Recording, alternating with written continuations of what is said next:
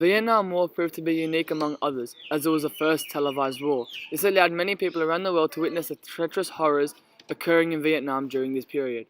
Although the change was minimal, it is clear that it dramatically increased the impact on Vietnam as a whole. To begin with, before the Vietnam War, Vietnam was a part of the French Indochina, a French colony established in 1887, located in Southeast Asia.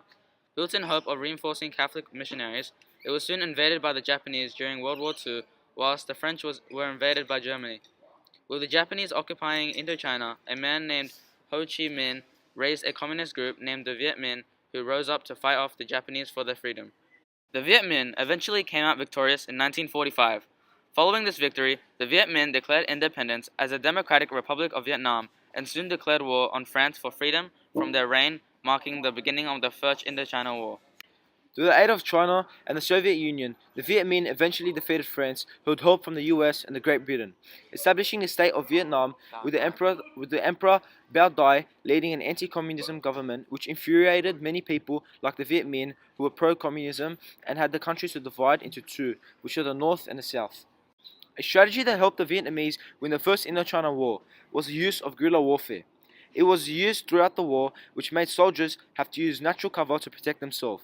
While doing this, many forces used landmines around their base in case the opposition decided to have a surprise attack. After the First Indochina War, it was clear that communism had such a big impact in the way that it essentially split Vietnam into the North and South. Soon after, the Geneva Conference was held in the hope that they could solve the crisis occurring within Vietnam and came to the conclusion that split the country, the North and the South.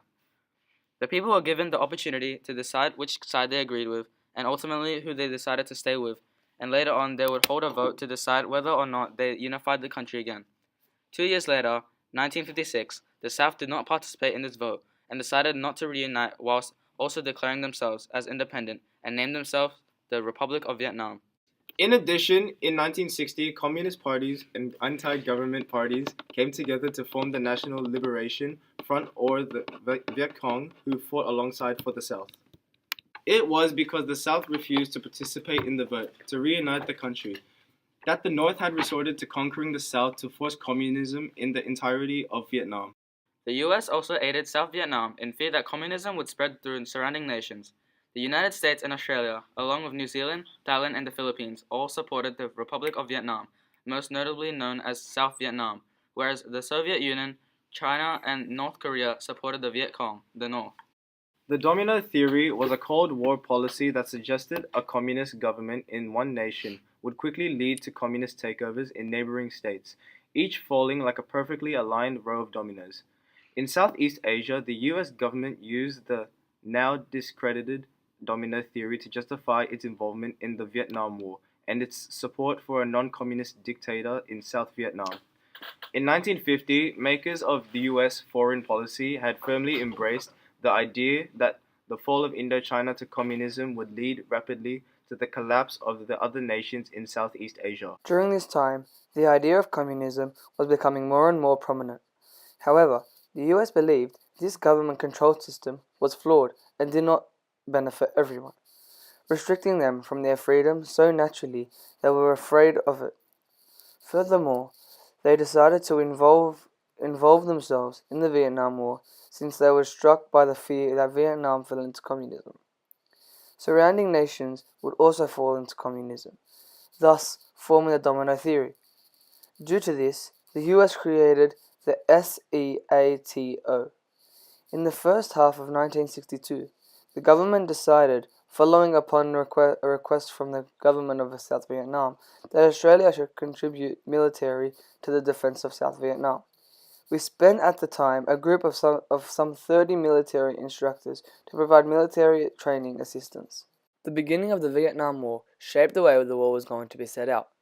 This war marked history, as it was the first televised war, which created a lot of conflict within countries involved. This is because many people did not want soldiers to go and fight in such a brutal war.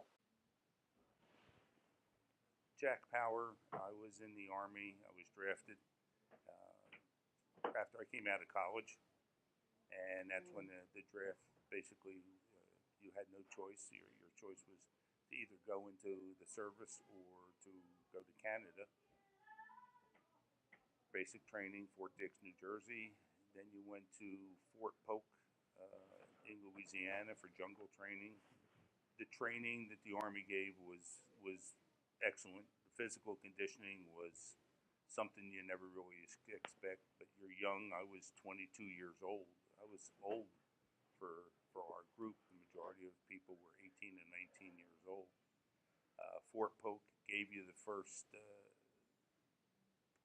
idea of what jungle was going to be like, and just being in the mud and being in the rain and climbing around and being out.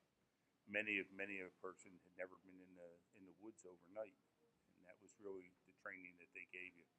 But nothing could ever have trained you for over in Vietnam.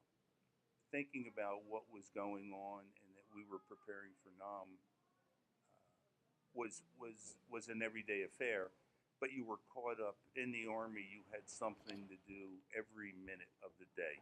You really didn't have time to think. All you could do was do the next task that they assigned to you, and that started from before daylight until after dark. You came back in, you showered, you literally crashed at